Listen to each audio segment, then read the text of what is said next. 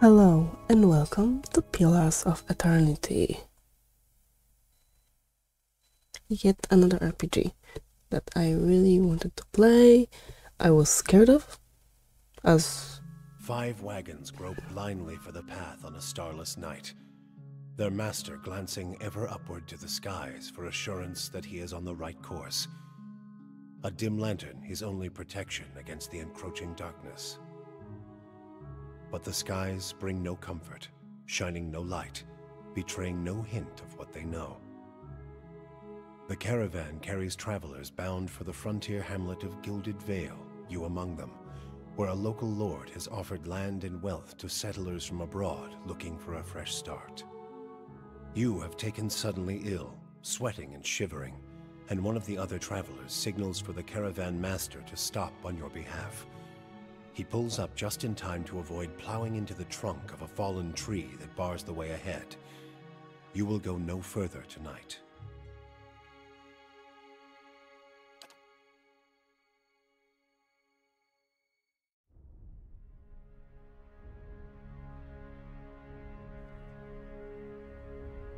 so Pillars of Eternity, a RPG game I always wanted to play, never did because I was afraid of RPGs until Baldur's Gate 3 came out, and now the wheel is turning. We're gonna play a lot of RPGs.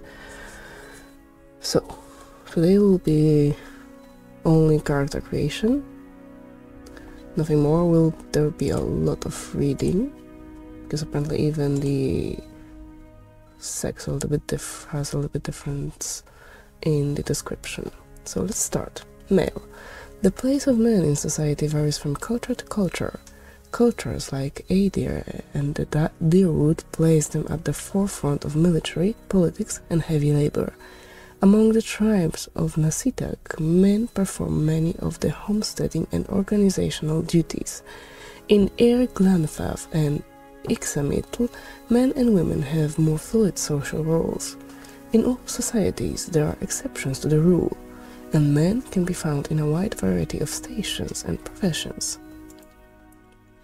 A woman's role in AOR is largely dependent on where she is from.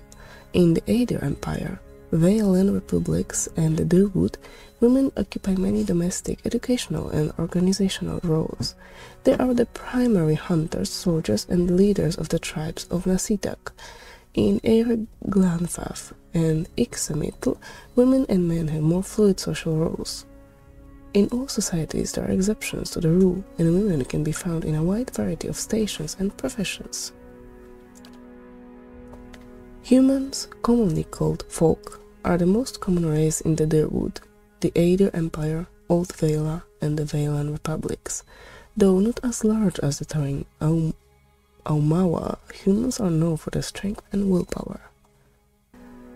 The most common humans in the Deerwood are Meadowfolk, or Turtan, have lived in that area for almost 2,000 years.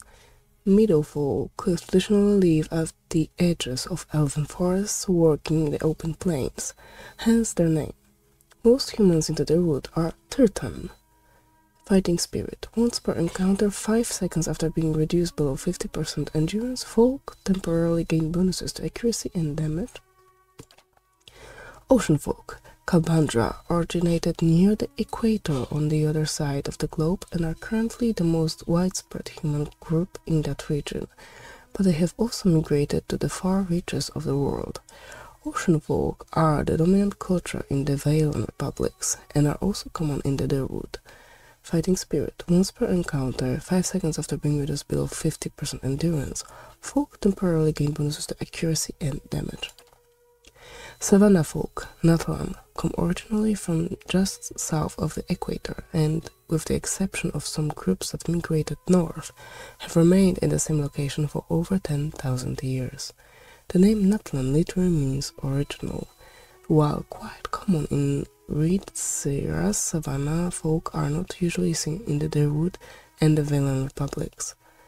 Fighting Spirit. Once per encounter, 5 seconds after being reduced below 50% endurance, folk temporarily gain bonuses to accuracy and damage. Aumawa, The mighty Aumaua are the largest of the Kith races and are commonly found in or near oceans.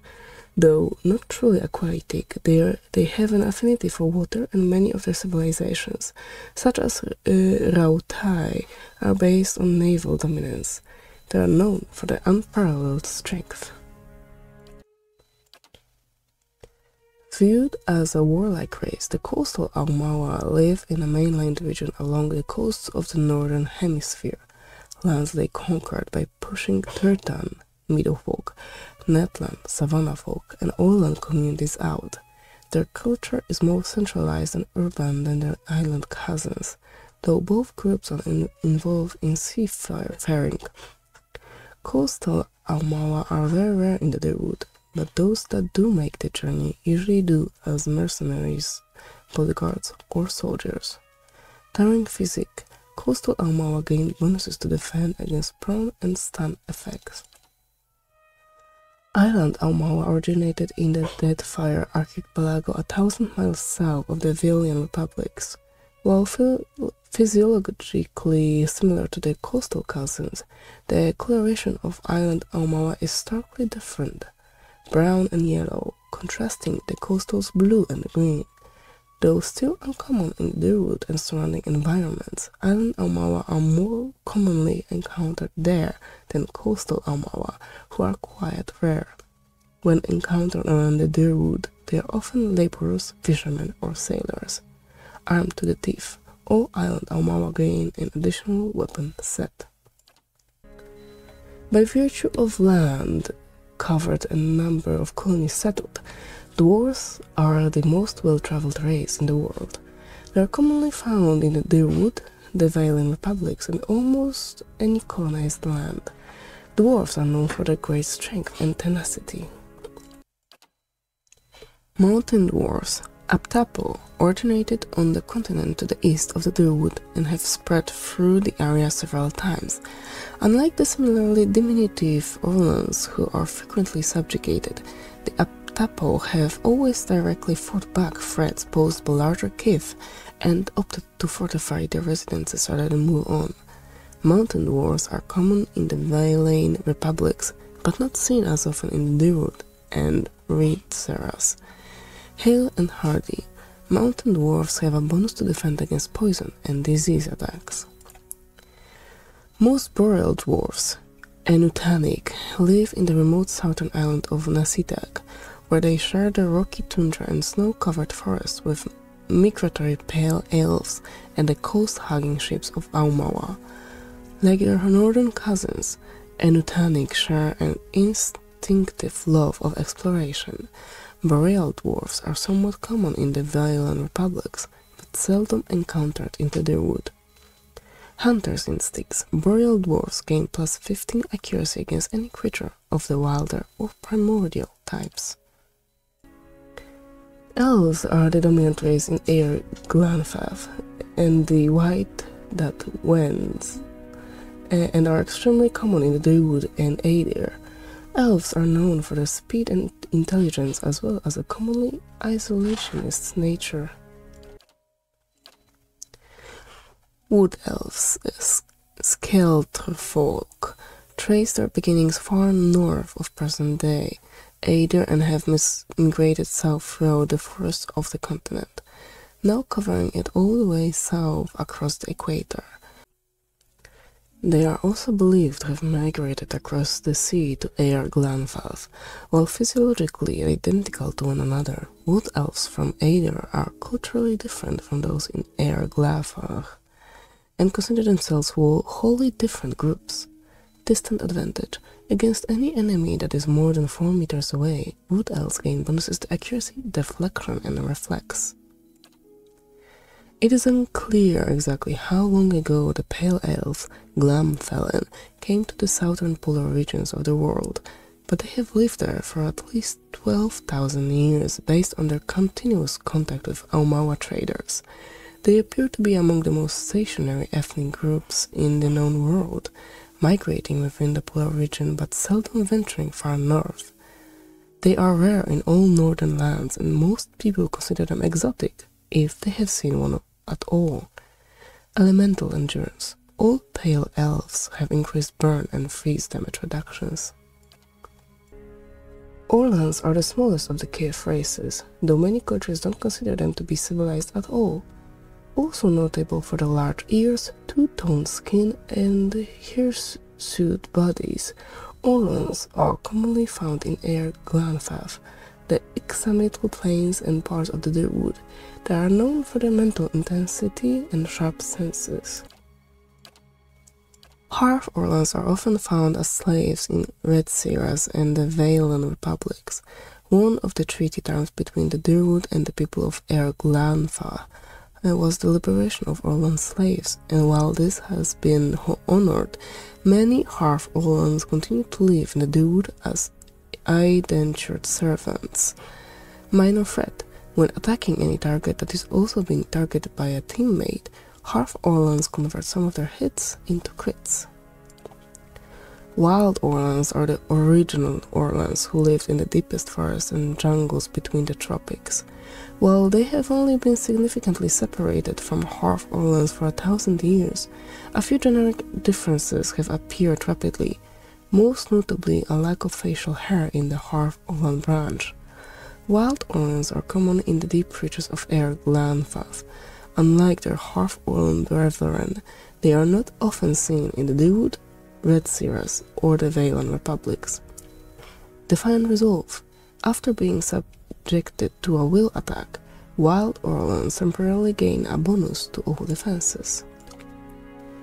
The godlike are children of the Kif, civilized races, who have been blessed with physical aspects associated with the gods, though some do not consider it a blessing. These aspects may take forms and often come with mystical powers. Other round head shapes are typical, and godlike are unable to wear protective headgear, as it is near impossible to find anything that fits. Because of their unusual nature and their inability to reproduce, godlike are often viewed with fear and wonder. Deaf godlike are the most distrusted of their kind. Strange growths cover the eyes, or in some cases entire face, giving them a sinister appearance. The growths are transparent for the godlike but opaque from the outside, hiding their features. Deaf godlike are commonly killed at birth because many cultures consider them to be harbingers of doom. Death's Usher. When deaf godlike attack an enemy with 25% or less endurance, the damage is increased. The bodies of fire godlike often resemble hot metal, burnt wood, or stone, with harmless flames that erupt from the cracks of their skin. Fire godlike are objects of both reverence and fear in the Deadfire archipelago. Many locals believe they have the power to awaken volcanoes, or that killing one will cause a volcano to awaken. In the Dirwood, fire godlike are often seen as a sign of the blessing of Morgran, goddess of war and fire.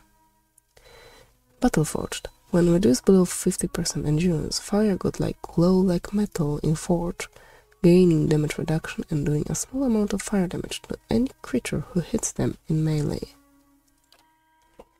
Moon godlike are the most tolerated of the godlike. While their skin tone and a large moon-like growth on their foreheads may be strange to some, their appearances are generally considered more palatable by the other Kith. Sailors have many beliefs about moon godlike and the propensity to bring luck, though there is little agreement as to what kind of luck they tend to bring. Silvertide. Every encounter, when reduced below 75%, 50% and 25% endurance, moon godlike generate waves of healing moonlight that restore endurance to them and their allies. Nature godlike appear to be a fusion of human and animal features, often covered by plants, moss, or fungi. This has led to the common stigma that they are diseased, and many are killed at birth because of it. Many druidic orders have a keen interest in nature godlike because of their general curiosity as to how souls occupy animals, plants, and stones. Wellspring of Life grants a bonus to might, constitution, and dexterity when endurance is below 50%. I think we'll go with the moon godlike, as I really like the features. +1 to dexterity and +1 to intellect, and the healing. Okay, body type. What do you mean? Oh, right. What's the difference between human and elf? Elves are a bit smaller. Oh, yes. Barbarian, brutes, madmen, berserkers. Though city-dwelling people often use the term barbarian with a dose of disrespect, these rural warriors are respected by their communities for their ferocity and fearsome presence on the battlefield. Barbarians have a special, almost religious role in some cultures, but in many places, the undisciplined, fearless style of the barbarian is simply how warriors conduct themselves. Starting ability Carnage. When barbarians hit with melee attacks, they automatically make reduced damage attacks at all other enemies within a short distance of the targets. Athletics +2, survival +1. Chanter. In every culture across Eora, there are chanters. Many historians consider chanters to be the most ancient workers of magic, their hallowed phrases stirring the collective memory of wayward souls around them, compelling them to generate magical effects in a kind of reenactment. In some societies, chanters form organized groups of storytellers and researchers, but in most parts of the world, they are just a time-honored part of local folk traditions. Starting abilities, phrases, chants. All chanters can continuously speak chants made up of magical phrases. Phrases produce passive effects and help build a chanter's power until they can use an invocation. Invocations, powerful magical effect that chanters can create after they have spoken a required number of phrases through their chants. Lore +2, mechanics +1. Cipher. Recently discovered in the Eastern Reach, ciphers were once called Brishalgvin, mind hunters, by the grandfathers. Ciphers have the ability to directly contact and manipulate another person's soul and psyche, using an ally's or enemy's essence as the focus for their magic. Though most ciphers are still found in the Eastern Reach, practitioners of the techniques have spread throughout the known world. They are gaining acceptance over time, but are generally distrusted, especially by the uneducated. Starting at ability, powers. Ciphers can directly target allies and enemies with powerful soul-focused effects. These powers can cause focus, which ciphers build through the use of their soul whip. Stealth +1, lore +1, mechanics +1. Druid. Animists at heart, druids tap into the spiritual power that flows through the simple living things of Eora, plants, animals, and sometimes even living stone. While not necessarily religious, druids do have a reverence for the natural world and a keen interest in understanding its mysteries. In most cultures, druids are understood as a sort of primal magician, but among the grandfathers, Nasitaki, and many rural cultures, they may have high positions of influence and authority. Starting abilities. Spirit Shift. All druids have mastered one animalistic form. These forms give the druid strong melee abilities and grant an additional power while the druid is shifted. Spells. Druids have access to a variety of offensive and some support-oriented spells. Every 2 levels, druids automatically gain access to an additional set of spells. Initially, their spells can be cast a limited number of times per rest. As druids gain power, their weaker spells eventually shift to per encounter use. Lore +1, survival +2. Fighter. Fighters form the front line of disciplined armies across the Eastern Reach, though they are most commonly found in cultures with an organized martial structure. Fighters can be also encountered as wandering mercenaries, bodyguards, and other types of sellswords. The common element that unifies fighters is their heavy focus on endurance and melee defense. Starting ability, Constant recovery. Fighters continually regenerate endurance at a modest rate during combat. Athletics +1, lore +1, survival +1. Monk. Monks belong to a variety of fighting orders that have sprung up in Ixamit and the Eastern Reach over the past few centuries. While many monastic orders can trace their teachings to the enduring founder, the Tletak, individual organizations vary greatly in their focus, morality, and ethics. Common folk respect the incredible discipline of monks, but see them as an odd, unpredictable bunch who may not be entirely sane. Even mercenaries and other adventurers aren't sure what to make of them. Starting ability, Transcendent Suffering. When monks have no weapon equipped, their unarmed attacks are exceptionally powerful and continue to increase in damage as they gain levels. Wounds. As monks are damaged, their pain generates wounds. Wounds can be used to power many of the monk's special abilities. Stealth +1, Athletics +1, Survivals +1. Paladin. Paladins are martial zealots, devoted to a god, a ruler, or even a way of life. They can be found in any culture where a fanatical group of like-minded individuals have formed a warrior society dedicated to advancing their cause. Among those aligned to their worldview, paladins are viewed with respect and admiration, if a bit of fear. Many paladins hold leadership positions in armies and mercenary companies, but in the heat of battle, their fanaticism often overrules the chain of command and common sense. Starting ability, Faith and Conviction.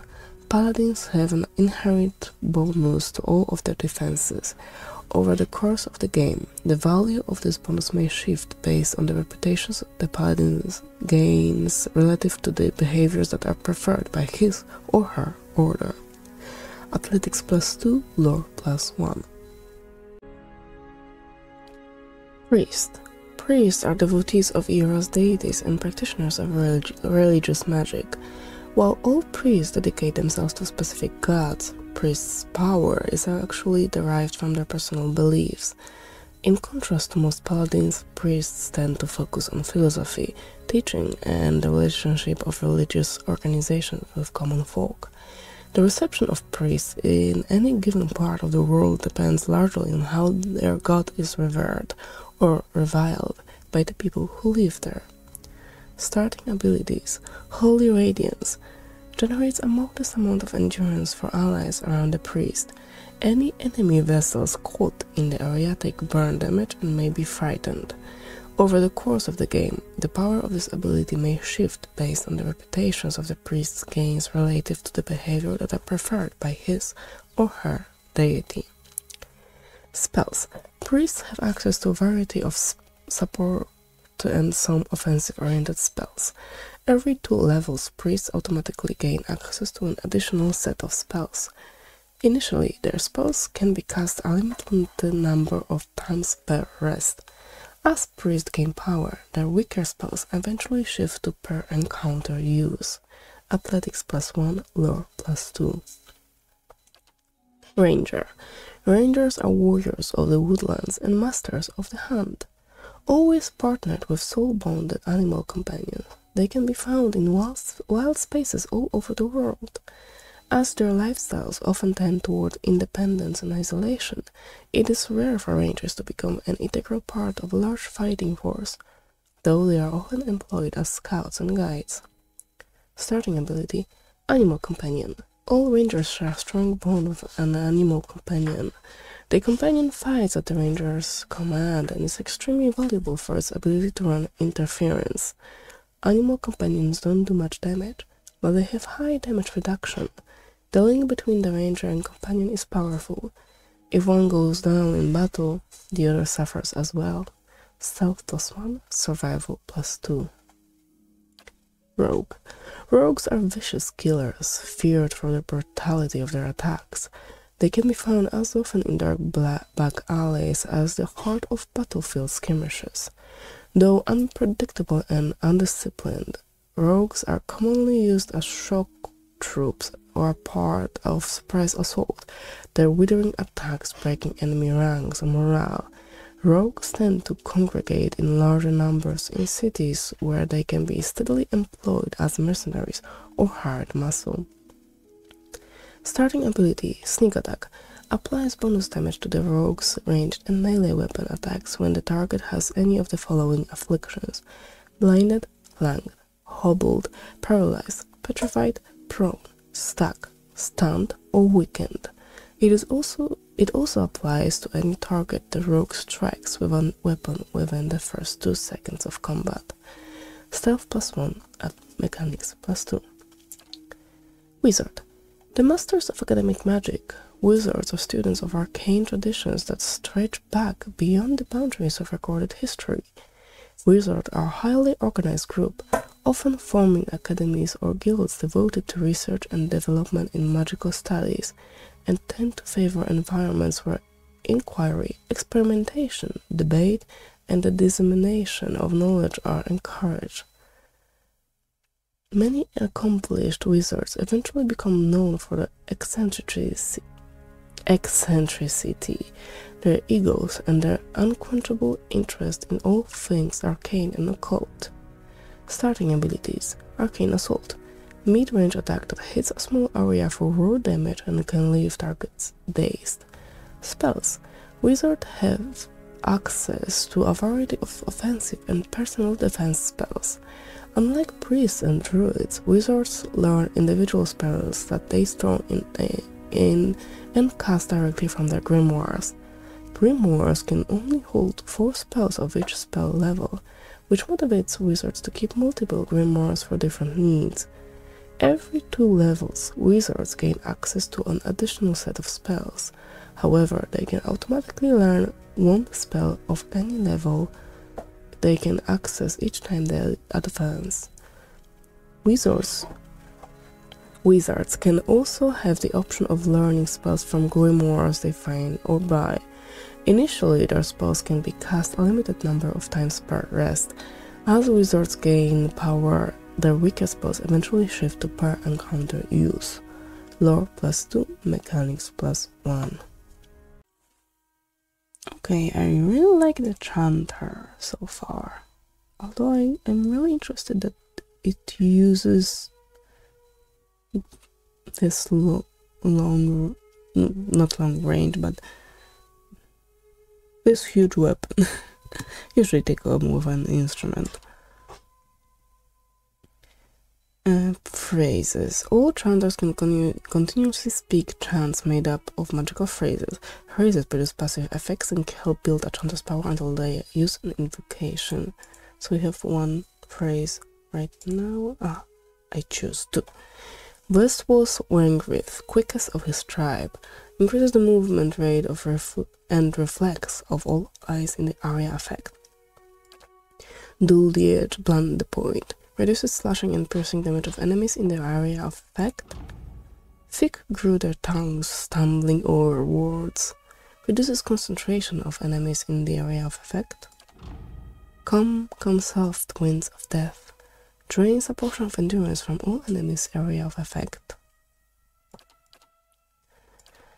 At the sight of their comrades, their hearts grew bold, emboldens allies in the area of effect, giving bonuses to fortitude and will.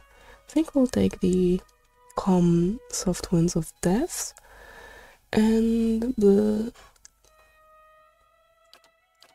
dull the edge, blunt the point. Invocations are powerful magical effects that chanters can create after they have spoken a required number of phrases through their chant. But Rennie Darius goes, he would not rest, calls beyond the shroud and summons a phantom to fight for the party. And Hell Hiraf crashed upon the shield, reduces damage reduction of enemies in the area of effect. If their bones still slept under that hill, none can say. Summons 3 skeletons to fight for the party for 20 seconds, and this one is for 12 seconds.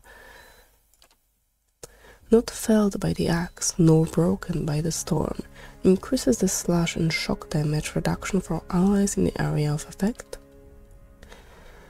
The thunder rolls like waves on black seas, creates a thunderous explosion that stuns and shoves enemies in the area of effect. Thrice was she wronged and thrice justly avenged. Drains electrostatic energy from the environment to create 3 bolts of lightning, causing shock damage to any in their path. White worms writhed in the bellies of the dead, causes a nearby downed enemy to explode, expelling 3 white grabs and crushing nearby enemies. I think I'll take the skeletons for that. Yeah, it's okay. And attributes define a character's basic mental and physical strengths and weaknesses.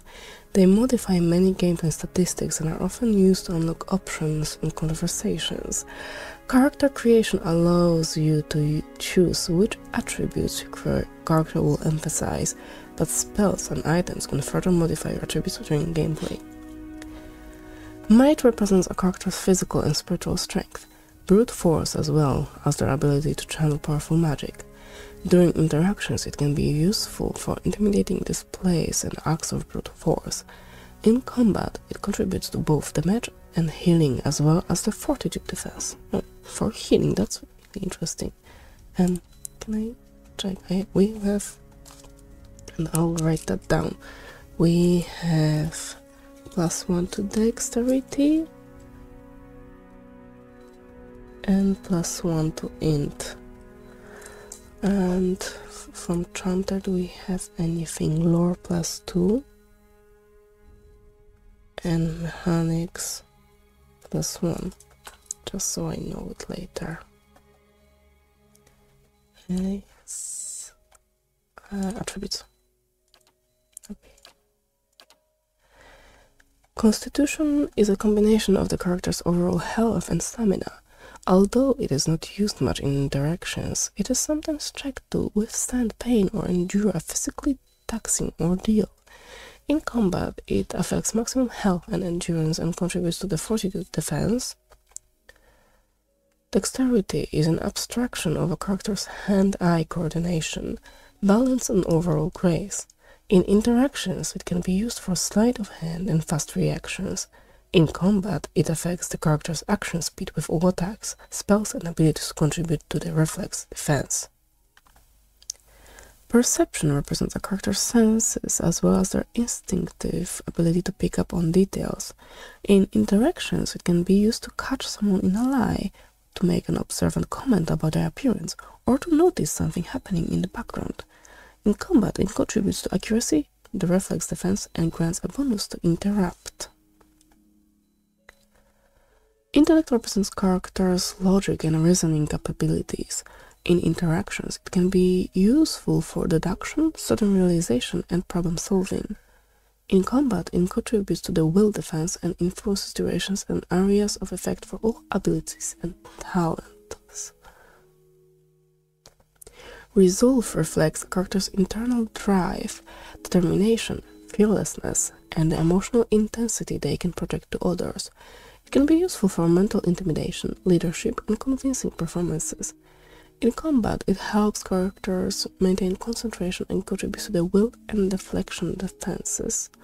So I think I will take some for the into intellect and dexterity as well.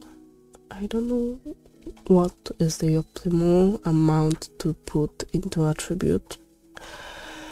And give into intimidation, into might. Culture. The Aether Empire is currently the largest and most powerful force in the part of the world. It is centered around the equator and has a tropical climate. Though the Empire has colonies in numerous areas of the world, Greater Aether is at its heart and houses the majority of its human and elven nations. Deadfire archipelago, consisting of the nation of Nasitak, dozens of Aumawa settlements and hundreds of lawless pirate-infested islands that stretch along the southern sea. Deadfire is home to boreal dwarves, Aumawa, and a mixed variety of other races. Deadfire archipelago is the last stop for anyone headed east a multitude of monstrous sea creatures infest the ocean beyond, making travel virtually impossible. Isometric plains. Located to the northeast of Erlanfa, the isometric plains are large expanses of fertile savannas that are extensively farmed by humans and island residents. The isometric culture is one of the oldest in the world, though one of the least imperialistic, having spread out little over the past several thousand years. Old Vaila, once the crown jewel of the southern seas, Old Vaila is now the crumbled remnants of an empire of warring merchant nations. Counting many humans and dwarves among their ranks, the old Vailian countries are still forces to be reckoned with and are proud of their rich cultural heritage. Rautai. Dominated by the Aumawa nation of Rautai, the Gulf itself is host to a number of nations, most of them Aumawa, Orland, and Dwarven. Though these countries are relatively young, they are some of the most advanced colonial settlements in the east. The Gulf is a land of riches and resources for those who can take them, though the entire coast is often pummeled by violent storms. The Living Lands is the mountainous region of a large northern island renowned for its diversity of plant and animal life. Its weather is unpredictable and its ecosystems vary dramatically from valley to valley. The Living Lands are home to an assortment of races in a variety of colonial and independent settlements. The White That Wends, a large, cracked southern expanse of polar ice. The White That Wends is home to pale elves and small colonies of daring explorers, outcasts, and adventurers. While virtually no plant life grows in the White, it is home to many hardy species of dangerous animals that forage from the sea or prey upon each other to survive. Of course I'm taking this one. And the background. Okay. Aristocrat, you've lived your life amongst the nobility. Your days have been marked by lavish meals and extravagant parties, your conversation peppered with talk of pedigree and bloodliness. Explorer, you find the siren call of the horizon irresistible. You cannot help but wonder what lies beyond the next hill or wave, and you've built your life around finding out.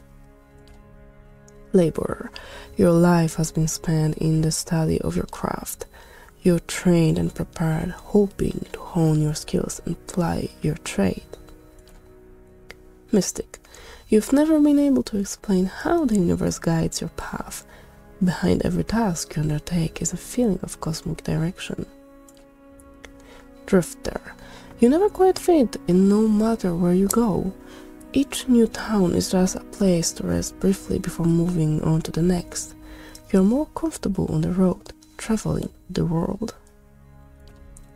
Hunter, you live for the thrill of the chase. Whether for glory or for sustenance, you have made your living taking the lives of wild creatures. Merchant, you've traded goods from all over the world, pairing them with buyers of all kinds.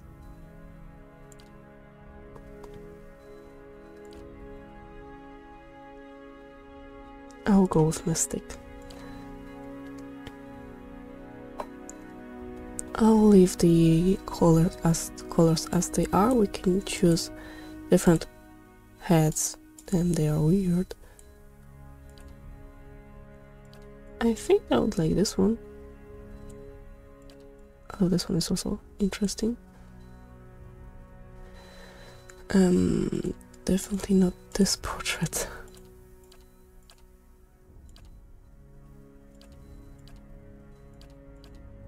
Oh, there's only one?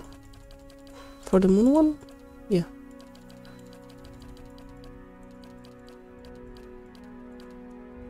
I mean 2 for the moon one, but this one fits more, and that means we'll choose these horns. And the voice. Eh? Follow me. How is that stoic? Yeah! That's not smooth. Keeping an eye out. Okay, we can call that sinister. I'm here. I shall lead us. Give me this one. No. I'm here. I like this one. Okay. And the name is Evna. And that concludes the character creation. Thank you very much. Stay alive and see you soon. Bye.